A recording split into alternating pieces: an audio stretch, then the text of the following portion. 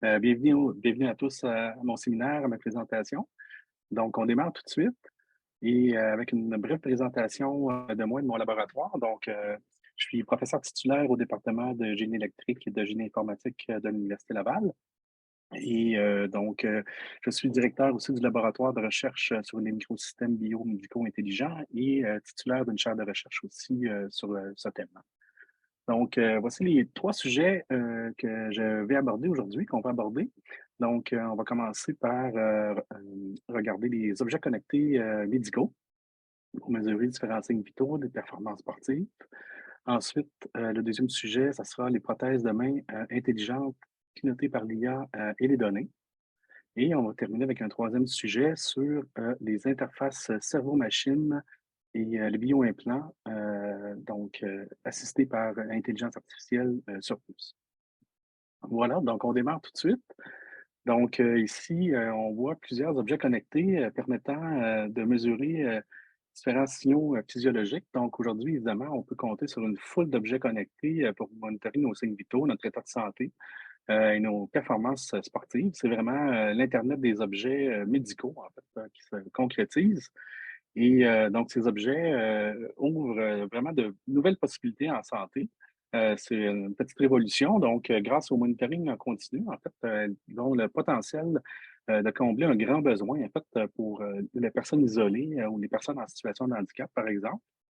Évidemment, ils peuvent aussi nous aider à diagnostiquer plus précisément, une foule de problèmes de santé ou à prévenir des accidents. En fait, on voit ici des exemples, de signaux, ou de signes vitaux là, qu'on peut, facilement mesurer avec, les dispositifs qui sont ici. Donc, les battements cardiaques, la respiration, la fréquence respiratoire, la température, le taux d'oxygénation, sanguin ici. On peut aussi faire de la détection de chute aussi ou de posture, en fait.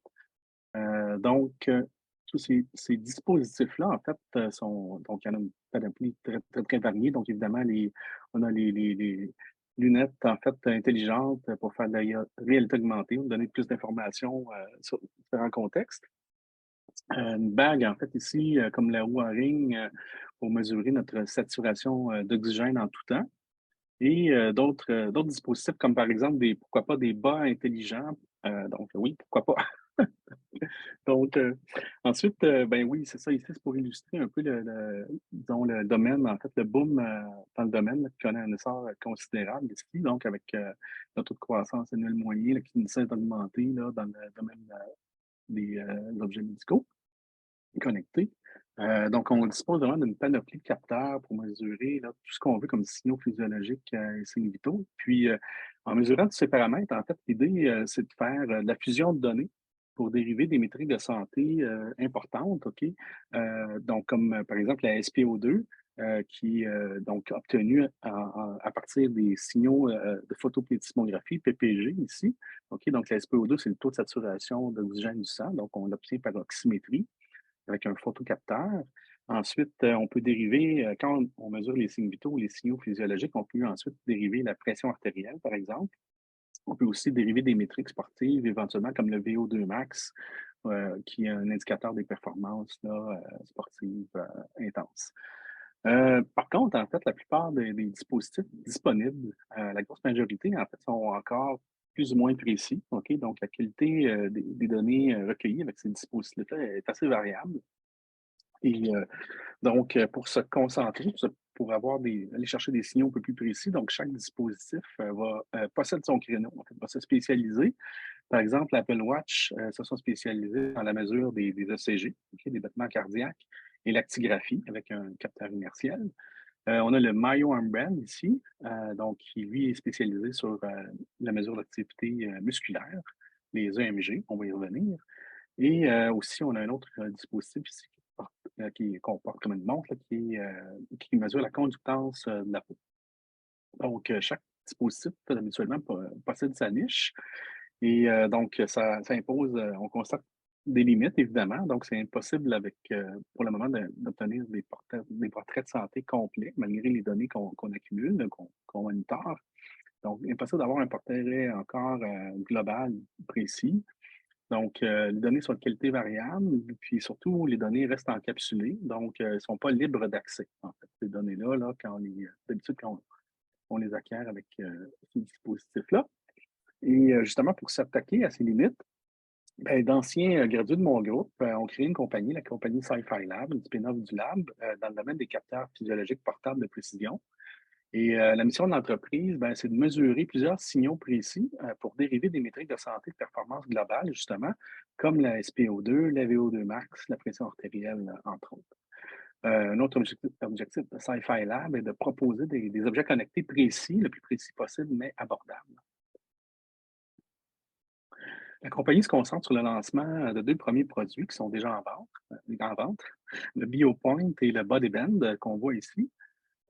Donc, le BioPoint, qui est présenté ici, c'est un système porté comme une montre, en fait, pour mesurer plusieurs signaux en même temps et faire de la fusion de données. Donc, qu'est-ce qu'on mesure précisément avec le BioPoint? On mesure l'électrocardiogramme, le CG, l'électromyographie, donc l'activité musculaire, la conductance de la peau, l'actigraphie, si on a un capteur inertiel, un accéléromètre, et on mesure aussi le taux de saturation d'oxygène avec un oxymètre. OK? Donc, ce biopoint-là peut mesurer ces signaux-là avec beaucoup de précision là, quand on le compare à d'autres solutions et donne accès surtout aux données brutes, OK, facilement, et ce qui est primordial en fait pour faire de la recherche aussi, et surtout, et aussi, c'est primordial pour les sportifs de haut niveau, on le sait, qui veulent étudier leur performance, là, évaluer leur performance avec fidélité.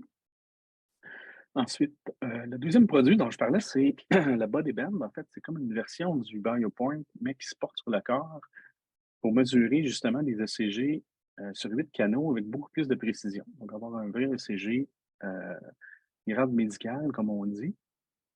OK. Et donc, il va être utile pour diagnostiquer des problèmes éventuels.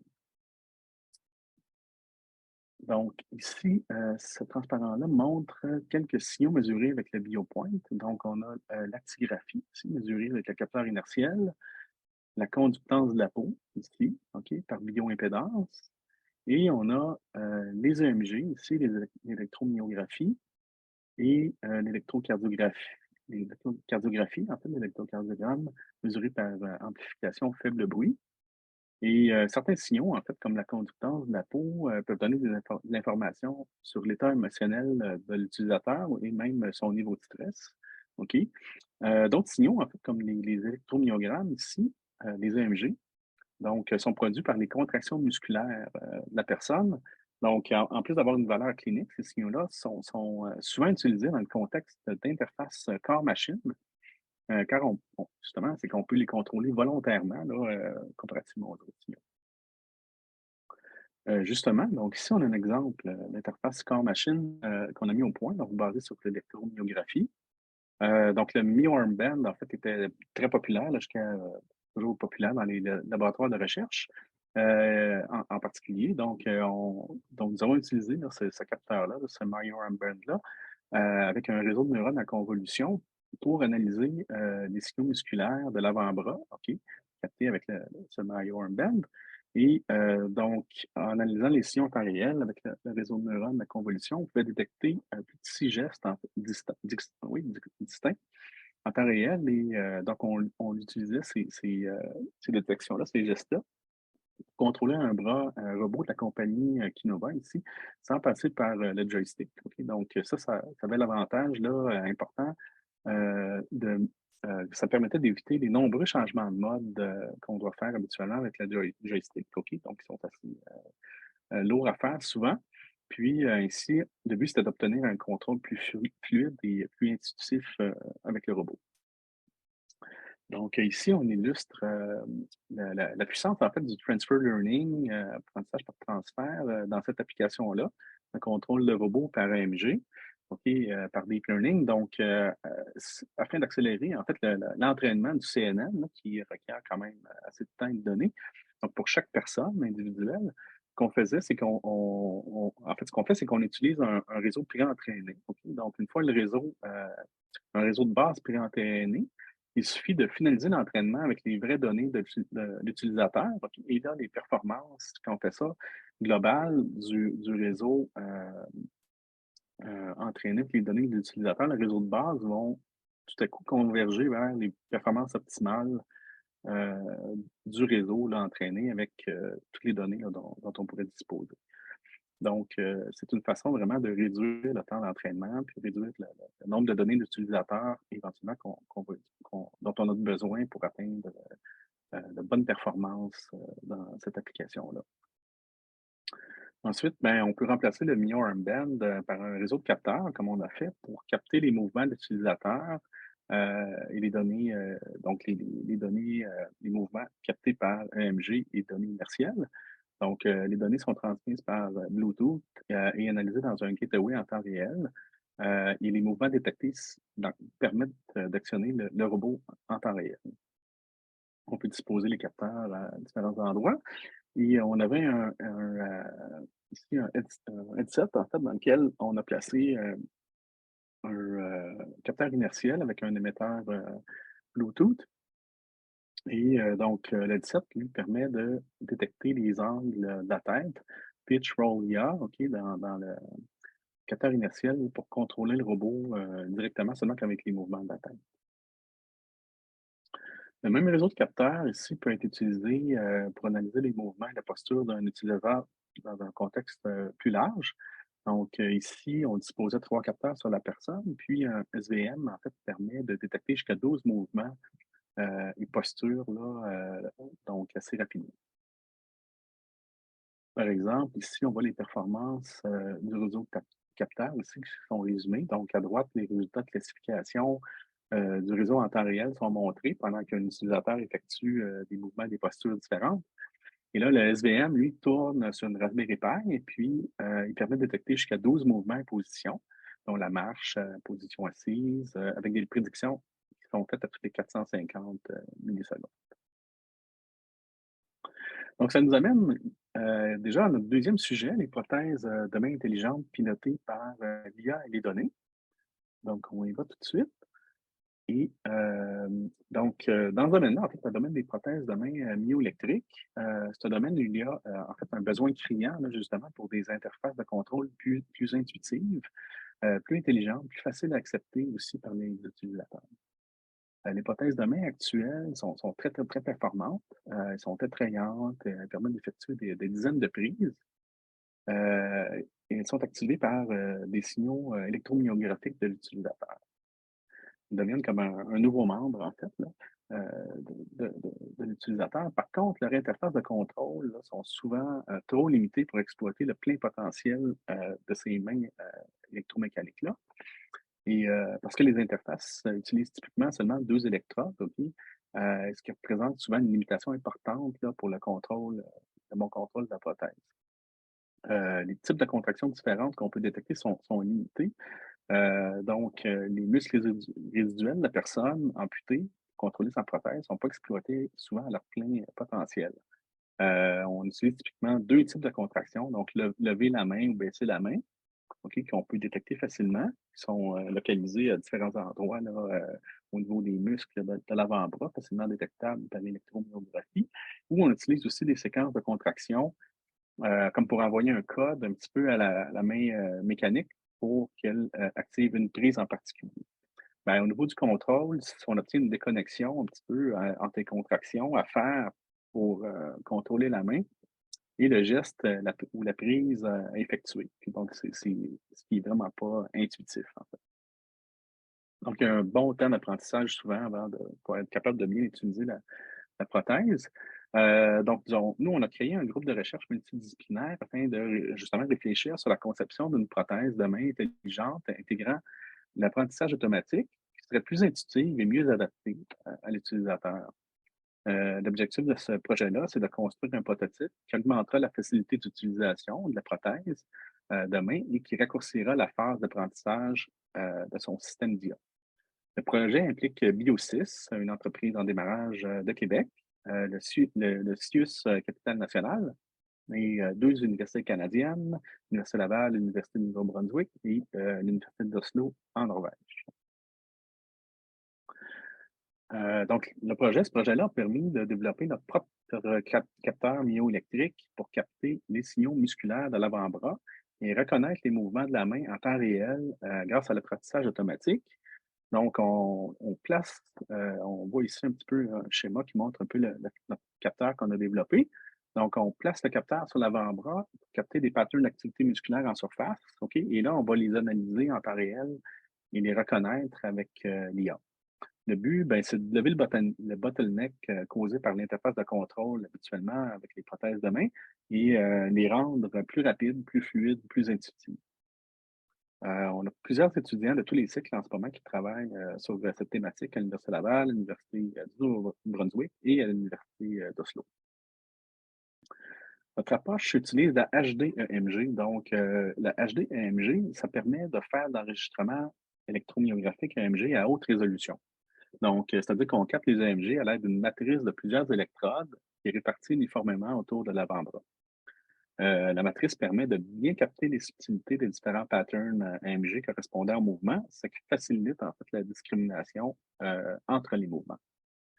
On a mis au point un capteur HD-EMG qui comporte 64 électrodes, ok, et qui s'étire, comme on voit ici, afin de bien couvrir le bras, ok, sur toute la circonférence avec une distance interélectrode constante.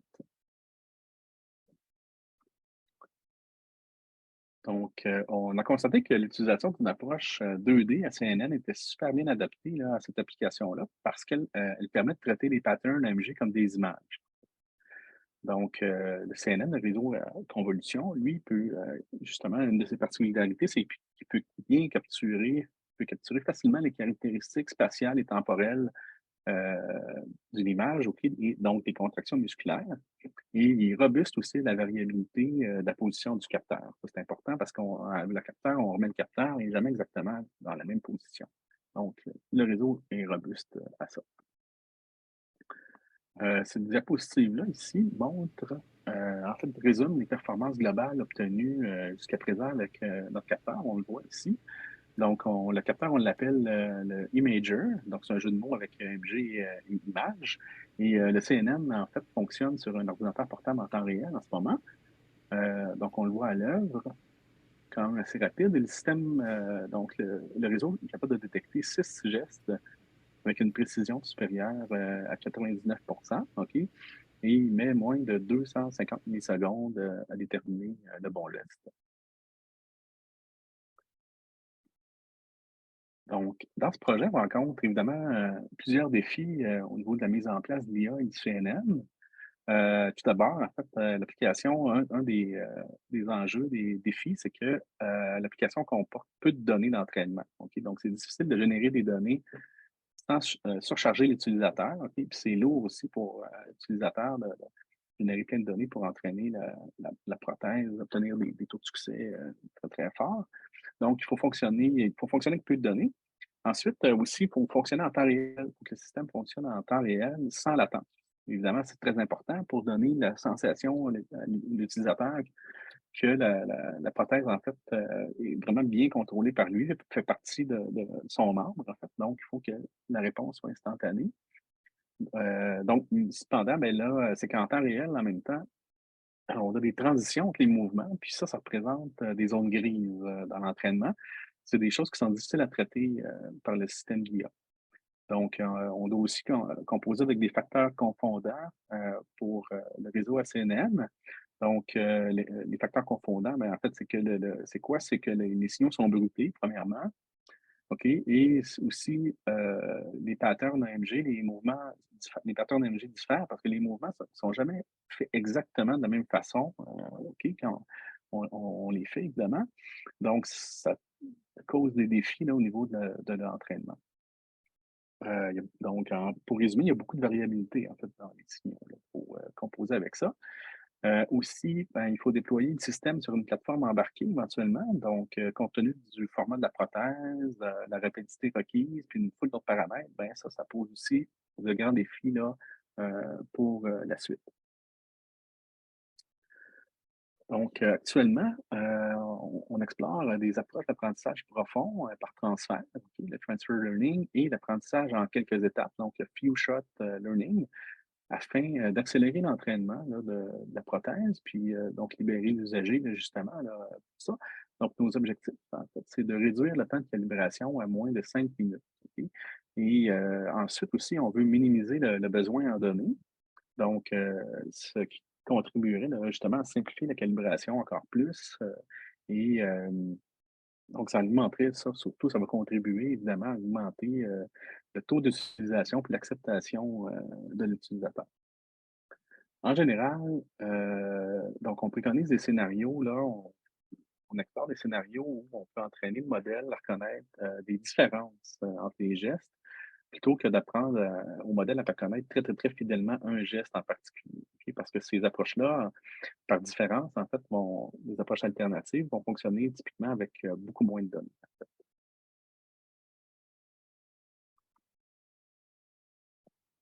Oui, oui,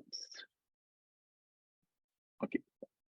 Oui, mais en fait aussi au niveau temps réel, on est toujours, dans les défis au niveau de notre projet, notre application. Donc évidemment, il y a beaucoup de défis, au niveau du fond quand on arrive au niveau du fonctionnement en temps réel. Donc les défis principaux, mais en fait, comme on a un utilisateur dans la boucle, ben, il faut que le modèle s'adapte, OK? Et idéalement, il faut aussi que l'usager s'adapte en fait, au modèle ou au système d'IA, en fait, à la prothèse lui-même. Donc, ensuite aussi, ben, c'est un des problèmes, c'est que l'usager génère des données en temps réel qui changent dans le temps. Donc, les données sont produites dynamiquement et comme on disait tantôt, les mouvements ne sont jamais faits de façon identique. Donc, il faut, on voit la nécessité ici de viser un apprentissage aussi, des mises à jour en continu du CNN, en fait, pour minimiser l'impact de ça. Ensuite, ben, on voit aussi la nécessité d'un temps de réponse dans cette application-là très court, là, dans ce qu'il y en est pour l'analyse des données, là, pour éviter la latence, en fait. Bon, une solution prometteuse, en fait, à ces défis-là, là, c'est donc ça consiste à fournir plus de feedback à l'utilisateur pendant qu'il utilise sa prothèse, OK? Afin de renforcer son adaptation lui-même au système. Donc, on veut que le système s'adapte à l'usager, mais l'usager, on veut aussi favoriser le plus possible son adaptation pour qu'il devienne meilleur rapidement euh, pour utiliser la prothèse le mieux possible. Donc ici, il y a un autre aspect super important dans le projet, c'est de donner le plus de feedback possible en temps réel à l'usager, OK, à l'utilisateur, pour qu'il puisse bien performer, qu'il performe de mieux en mieux dans la boucle. Puis bon, cette approche va permettre à l'utilisateur de compenser en fait pour les imperfections du système, puis de mieux s'adapter rapidement. Donc, comment on fait ça? Ben, il faut trouver des façons là, de bien de représenter les données, en fait, puis d'augmenter la rétroaction à l'usager là, lors de l'utilisation. Donc, il faut, en fait, une des avenues, c'est de fournir des représentations des données pendant que la prothèse va fonctionner. Donc, on peut, par exemple, représenter chaque mouvement ici dans le bas. Et donc, donc, typiquement, le système de classification, le CNN, va générer des points. On peut visualiser les mouvements détectés par des points qui vont être classés puis associés ensemble dans des groupes. Donc, comme ça, quand l'usager peut voir ce genre de représentation-là, bien, à ce moment-là, il peut intuitivement faire en sorte de rapprocher en fait les mouvements qu'il va faire ou de les faire différemment, justement, pour les ajuster, puis les rendre conformes ou à un groupe en particulier, là, ajuster la cible un petit peu pour que le système, lui, soit plus en mesure de bien, bien détecter ces mouvements. Donc, c'est comme un travail, là, finalement, autant d'adaptation de la prothèse, du système d'IA que de l'usager qu'on va favoriser. Ici aussi, la robustesse, ben, c'est un critère vraiment essentiel là, dans l'application. Puis, donc, pour augmenter justement la robustesse contre la variabilité des signaux, ben, on peut s'appuyer sur la confiance du modèle. OK? Donc, l'utilisation d'un indice de confiance ici euh, permet d'accepter ou de rejeter une décision avec plus de précision. OK? Donc, l'utilisation des indices de confiance est illustrée ici. Donc, on a différents gestes qui sont faits. On regarde un petit peu la sortie du modèle. L'intensité de la sortie, en fait, est l'indice qui nous donne une indication de la confiance du modèle d'avoir détecté un des gestes en particulier. On voit qu'il y a des gestes, en fait, qui suscitent, donc qui sont détectés, là. Donc, il y a certaines classes, en fait, là, des fois, qui sont, comment dire, sollicitées plus que d'autres. Il y en a même qui sont presque confondus. Donc, souvent, le geste peut être, le système peut penser qu'il peut appartenir à 2 classes là, qui, scorent assez haut. Donc, c'est difficile c'est possible de les mélanger, là, ces gestes-là, plus facilement.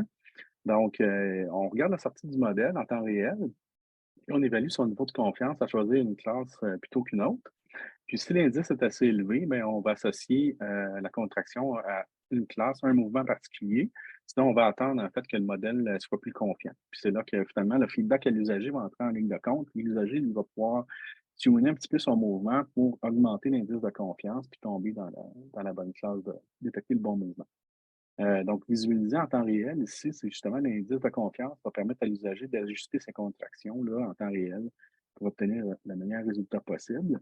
Puis en bas, ben, on voit un exemple d'interprétation du réseau qu'on pourrait avoir. Donc, chaque mouvement, lui, va créer un ensemble de points, en fait. Puis, en ayant ce genre d'interprétation-là en temps réel, l'usager, lui, peut ajuster son mouvement pour éventuellement viser le bon cluster ou la bonne classe, le bon mouvement, là.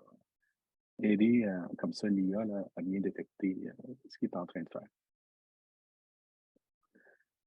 De tels mécanismes de robustesse, ben, c'est super important parce que dans les applications comme la nôtre, là, les données sont très limitées. OK? Donc, notre stratégie, ben, ça va être d'observer en particulier, par exemple, les indices de confiance, puis s'en servir pour augmenter justement la précision du modèle, en fait, la robustesse et la précision.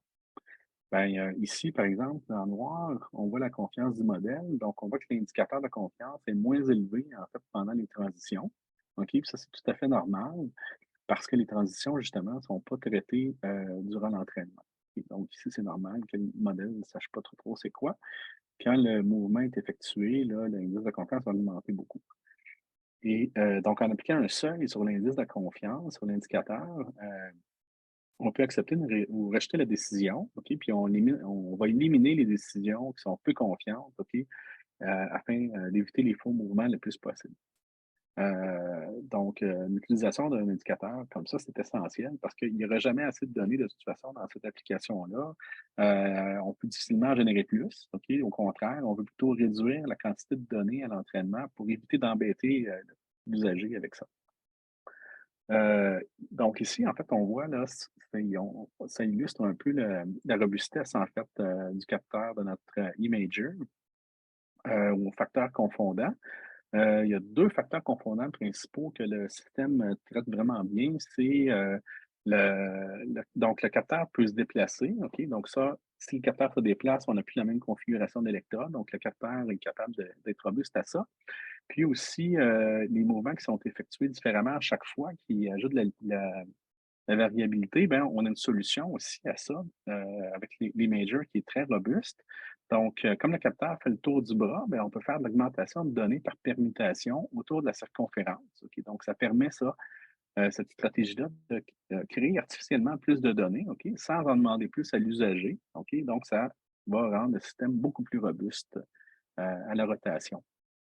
On appelle ça le rolling un petit peu, puis c'est une stratégie sur mesure là, pour améliorer la robustesse par data augmentation. Et donc, ça va donner beaucoup plus de robustesse au déplacement. Puis, grâce à cette méthode-là, ben, on arrive à maintenir des performances malgré la rotation. Et bon, ça va sauver beaucoup de temps, ça, justement, durant l'entraînement ok, du système. On voit à droite, ici, là, un test qu'on a fait avec un taux de reconnaissance intersession. Donc, ça veut dire d'une session à l'autre. Donc, on a entraîné sur une session. Ensuite, on a enlevé le bracelet, l'imager, on l'a remis, OK? Donc, on a entraîné premièrement sur la première session, on l'a enlevé et là, on le remet puis on teste ensuite sur la deuxième session, OK? Et là, on se rend compte ici finalement que les performances vont toujours être aussi bonnes, OK? Parce que justement, grâce au data augmentation, finalement, on est capable d'être robuste là, finalement au fait que le bracelet n'est jamais remis exactement de la même façon sur le bras. Puis on l'a testé aussi avec plusieurs angles, et puis les performances sont bien maintenues. Ce qu'on a fait aussi, on a vu que notre approche, en fait, l'approche qu'on a de développer le capteur conjointement avec l'IA ici, dans notre projet, ben ça nous donne un gros avantage aussi parce que, notre capteur est présentement le seul à pouvoir exploiter cette méthode-là de data augmentation comme il faut. OK, on l'a testé, justement parce qu'il est fait, de telle façon qu'il possède une distance interélectrode assez constante et qui est, fait de façon cylindrique. OK? Donc, ici, en fait, transparent-là résume un peu les défis, puis les solutions potentielles du côté des plateformes embarquées. Donc, on va devoir délaisser évidemment les GPU, pour migrer vers une plateforme embarquée tôt ou tard dans le projet. Notre priorité, en fait, c'est de maintenir la robustesse, du système tout en, portant l'IA vers, une plateforme, portable et économique. Plus la plateforme, ne sera probablement pas assez puissante, au début pour effectuer l'entraînement du réseau, ben, une stratégie, ça serait d'envoyer les données sur, la plateforme vers un serveur pour entraîner le modèle, sur ce serveur-là. Puis ensuite, on pourrait utiliser, le TPU Coral, par exemple, pour faire l'inférence en temps réel. Donc le Coral supporte le Wi-Fi, puis ce qui permet, d'échanger des données rapidement là, avec le cloud. On va essayer un petit peu plus de détails sur la plateforme embarquée, TPU Coral de NVIDIA. Puis la consommation est importante ici quand même, mais on peut imaginer différents mécanismes, d'économie d'énergie là, efficaces qui pourraient, aider, à rallonger le temps de vie de la batterie là, pour, la suite. Donc voilà, ça nous amène en fait au troisième sujet le 3e sujet qui est les interfaces cerveau-machine, les bio-implants et l'intelligence artificielle sur puce.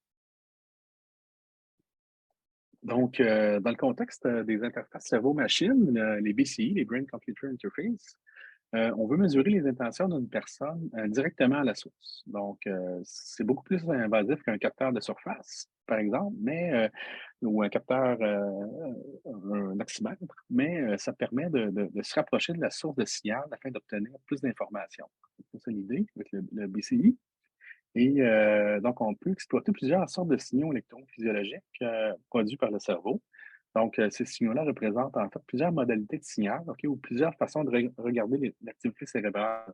Par exemple, ici, l'électroencéphalogramme, ben, c'est des signaux plus grossiers. C'est comme une image pixelisée, en fait, de ce qui se passe dans le cerveau. Ils sont assez loin de la source, puis représentent la somme, en fait, des signaux d'un très grand nombre de neurones. Et les EEG peuvent renfermer des rythmes qu'on peut lier à certains états mentaux comme la concentration ou la distraction ou à différentes phases du sommeil aussi. Donc, on les mesure à la surface de la tête. Ensuite, les potentiels de champs locaux, donc les LFP, se mesurent à l'intérieur du cerveau, donc très invasif avec une électrode. Ils représentent la somme des signaux de plusieurs neurones d'un même réseau, plus local. Donc, ils renferment beaucoup plus d'informations que les EEG. OK? Ensuite, on a les potentiels d'action en bas, les petits spikes. Et donc, ces potentiels d'action-là sont des impulsions rapides émises par chaque neurone individuel pour communiquer avec les autres neurones d'un réseau. Donc, ils sont à la base des communications neuronales dans le cerveau, dans le réseau. On les capte avec une microélectrode fine et ils sont à la source de toutes les fonctions du cerveau. Donc, observer les potentiels d'action de plusieurs cellules en même temps, c'est un peu comme regarder ce qui se passe dans le cerveau en HD, en fait. Donc ici, l'électroencéphalographie, donc c'est à la base hein, d'interfaces cerveau-machine non invasives. On les utilise souvent en parallèle avec des techniques d'imagerie cérébrale aussi pour augmenter la précision, OK, de ces interfaces-là. Et on aimerait éventuellement les utiliser à l'aide d'interfaces permettant de communiquer par message texte de façon fluide. Ce serait super. Cependant, comme on regarde une image pixelisée avec les EEG du cerveau, la quantité d'informations communiquées par seconde ou par minute est très faible. Il faut, dans le fond, trouver des façons d'augmenter le débit d'informations captées par les BCI dans cette application-là. Pour plus de précision, une solution consiste à se rapprocher du signal d'intérêt et à se connecter directement sur les microcircuits que forment les réseaux de neurones. On utilise un implant pour capter directement les potentiels d'action, nous donnant une image HD de ce qui se passe dans une région du cerveau. La compagnie Neuralink ici développe présentement une interface cerveau-machine invasive directe, OK, qu'ils veulent commercialiser. Ils ont effectué plusieurs démonstrations spectaculaires là, depuis leur démarrage il y a quelques années. Cependant, ben, là, il y a encore beaucoup de problèmes pratiques à régler, évidemment, avant que ça soit disponible et sécuritaire là, pour monsieur tout le monde. Donc, ici, on illustre la recherche sur le développement de BCI, de Brain Computer Interface direct. OK? Donc, il y a deux axes principaux dans cette recherche-là. Premièrement, on développe des interfaces directes pour construire de nouveaux outils cliniques, éventuellement, qui permettront un jour de récupérer ou d'améliorer les fonctions chez l'humain. Ensuite, il y a un autre axe, en fait, lui, qui vise à fournir de nouveaux outils précliniques pour la recherche sur le cerveau. OK? Donc, soit pour trouver de nouveaux traitements pour certaines maladies ou pour mieux comprendre le fonctionnement du cerveau. Donc, nous, notre intérêt au laboratoire de microsystèmes biomédicaux, c'est au niveau de ce deuxième axe-là. Donc, notre intérêt se situe surtout sur cet axe-là pour le moment, donc la recherche préclinique. En particulier, en fait, notre motivation, c'est de synchroniser les méthodes de stimulation cérébrale avec l'observation des neurones, OK, afin de travailler en boucle fermée. Donc, une telle boucle fermée permettrait de réguler l'activité observée dans les réseaux automatiquement, soit pour récupérer des fonctions, pour réparer le cerveau ou pour étudier des maladies vraiment très précisément. L'approche en boucle fermée ici consiste d'abord en premier, donc à observer OK, les signaux dans une région du cerveau, dans un circuit, puis à les numériser. OK, donc on travaille beaucoup avec les potentiels d'action, nous, au lab. On regarde vraiment les circuits là, à la base du réseau. Et ensuite, il faut détecter, analyser les données captées OK, en temps réel. Ensuite, il faut décider, donc on analyse ces données-là, et ensuite, il faut prendre une décision, il faut décider de l'action à prendre avec assez de confiance. Donc, est-ce qu'il faut stimuler ou pas stimuler le réseau et où le stimuler exactement? OK. Optionnellement, on peut transmettre les données vers un gateway pour les observer aussi. Sinon, la dernière étape ici va consister à effectuer évidemment la stimulation du réseau biologique, soit par stimulation électrique ou optique. Donc, nous, ben, on a une préférence, nous, au lab. Donc, la stimulation du cerveau peut se faire par stimulation électrique ou optique, mais nous, on préconise vraiment la stimulation optique dans nos travaux là, pour plusieurs raisons pratiques, en fait, là, qui sortent un peu du cadre de cette présentation-ci. Donc, l'approche par boucle fermée promet des retombées vraiment super positives, là, et donc, ça promet aussi la mise en œuvre de plusieurs applications cliniques plus tard, là, ou plusieurs applications pour le préclinique aussi. Donc, par exemple, on peut s'en servir éventuellement pour récupérer certaines fonctions en profitant de la plasticité du cerveau, OK, pour renforcer certains réseaux, par exemple, OK, ou bloquer certains réseaux, des fois aussi. Donc, on peut étudier certaines maladies aussi avec ces outils-là, avec cette boucle-là, avec grande précision là, chez les modèles animaux. Donc, il y a plusieurs travaux qui sont en cours pour appliquer cette nouvelle approche-là dans différents contextes de troubles neurologiques spécifiques, comme la maladie de Parkinson, l'épilepsie, par exemple. Et évidemment, dans cette recherche-là, on doit faire face à beaucoup de défis parce qu'on travaille avec des souris en particulier de laboratoire, là. Donc, c'est un petit modèle vivant très dynamique, puis donc, il y a des contraintes de taille, de robustesse qu'on a, puis donc, de mouvement, de latence, etc. Donc, on a conçu le système qu'on voit ici pour observer le cerveau de modèles de la maladie d'Alzheimer pendant qu'ils effectuent des tâches, OK, nous renseignant sur l'évolution de la maladie et sur l'effet d'un médicament. Donc, c'est le premier système sans fil ici qu'on a fait, qui établissant une boucle fermée électro-optique, OK, live, chez la souris de laboratoire, donc pendant qu'elle se comporte normalement. Et donc, comme les circuits neuronaux sont très rapides, ici, l'idéal, ben, c'est d'analyser les données à la source, OK, dans le système directement, pour éviter la latence et les délais. OK? Donc, au contraire, transmettre les données, les analyser dans le cloud, par exemple, dans un gateway, et revenir vers l'implant ensuite pour stimuler, ben, ce ne serait pas assez rapide. OK? On aurait plein de délais à différents endroits du réseau. Donc, ce premier prototype-là comportait 4 puces, effectuait le traitement analogique, la numérisation, le traitement numérique des signaux, l'analyse des données aussi en temps réel, la transmission des données par Bluetooth et la stimulation optique dans le même système. Maintenant, on a évolué, on est rendu avec la deuxième version, nouvelle version en fait, du système qui utilise une seule puce, OK, donc à tout faire, qui fait tout, incorporant aussi un microcontrôleur intégré. Donc, la puce, le système, permet de réaliser, c'est beaucoup plus performant, évidemment, beaucoup plus petit, beaucoup plus léger, donc moins invasif pour la souris. Puis, donc, c'est idéal pour utiliser la souris live pendant qu'elle se comporte naturellement. Donc, la nouvelle puce comporte les modules suivants. Un module dédié à l'acquisition du signal. Donc, ça fait aussi le traitement des signaux analogiques, la numérisation, OK, sur 10 canaux en parallèle. Ensuite, on a un microcontrôleur 16 bits intégré directement dans la puce. On a 3 cœurs numériques ici de traitement des signaux et d'analyse des données aussi. Donc, ces cœurs sont essentiels vraiment pour détecter, classer et analyser les données. OK, avant qu'on puisse fermer la boucle pour faire toutes ces étapes-là, avant d'activer la stimulation optique. Donc, le premier cœur ici, c'est pour la détection de signaux. Et donc, lui, il va effectuer la détection de potentiel d'action en temps réel. Une fois que les potentiels sont détectés, on va vers la deuxième cœur qui permet d'extraire les caractéristiques de ces potentiels d'action-là, OK, afin de simplifier les données, puis de passer à l'étape suivante, qui est la classification. En fait, on va classer les formes d'ondes par neurones d'origine, OK, en regardant leur feature.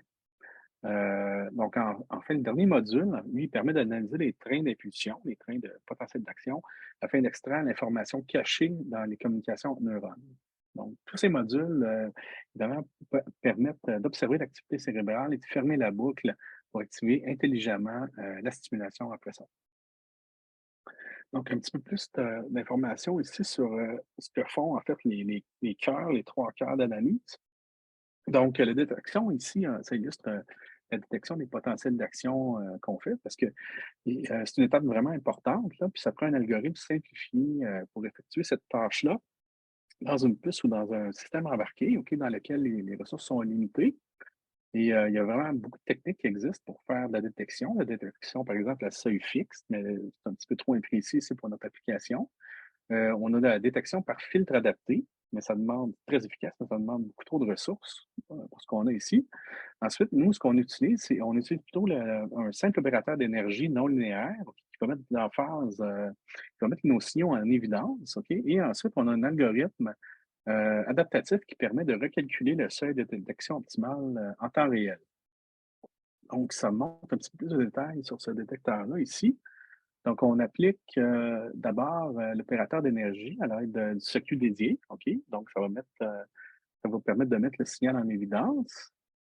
Ensuite, on a ici notre algorithme de recalcul qui va, lui, recalculer le seuil de façon optimale selon la variabilité du signal, le bruit, etc.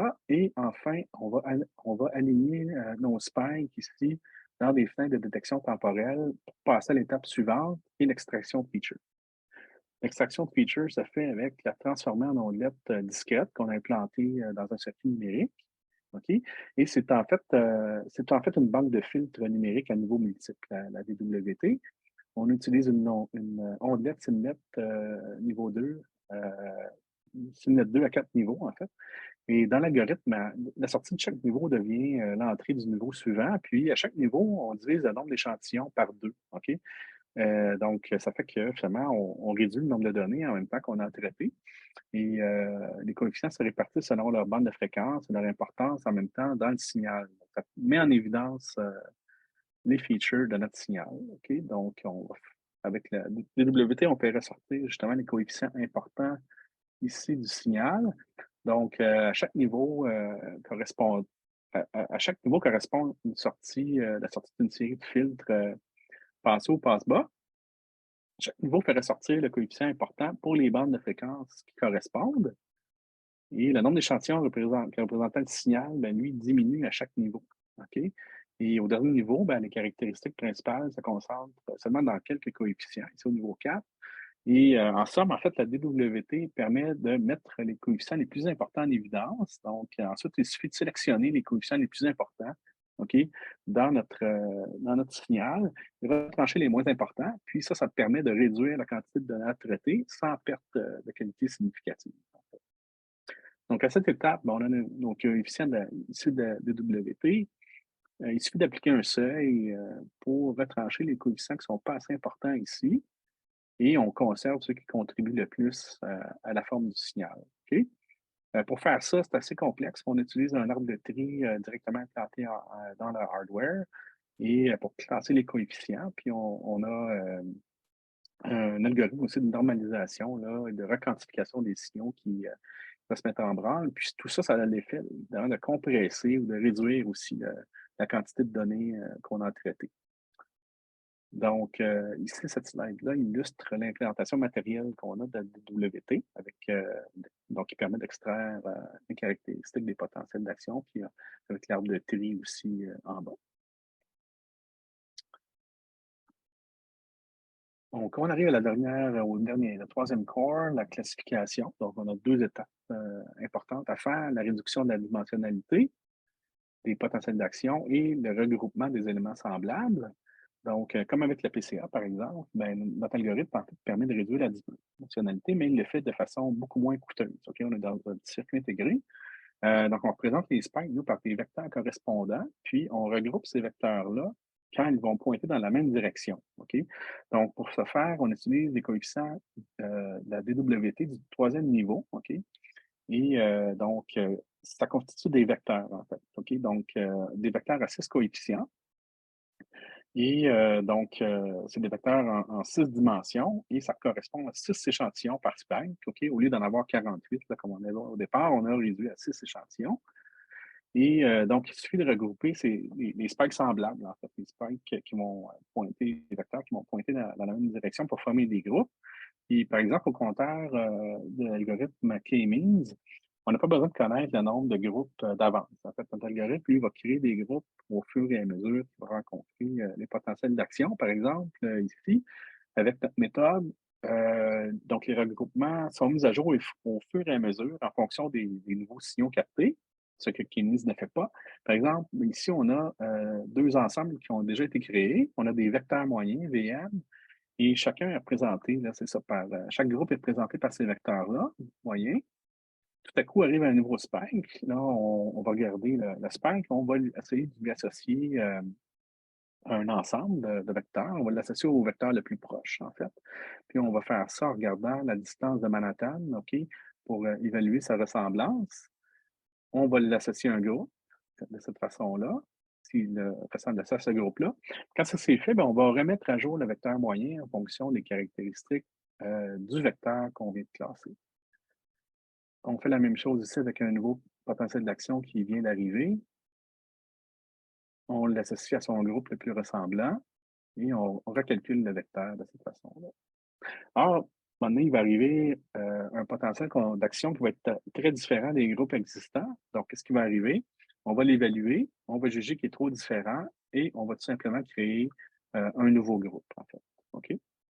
Donc, automatiquement, ben, un nouveau groupe va être créé avec un nouveau vecteur moyen.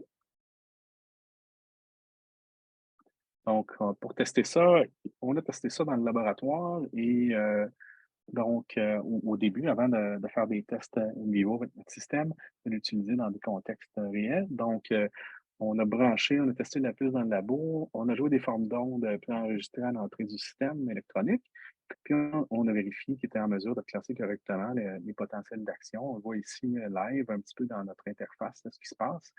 Il a été capable de détecter, en fait, 4 formes d'ondes ici.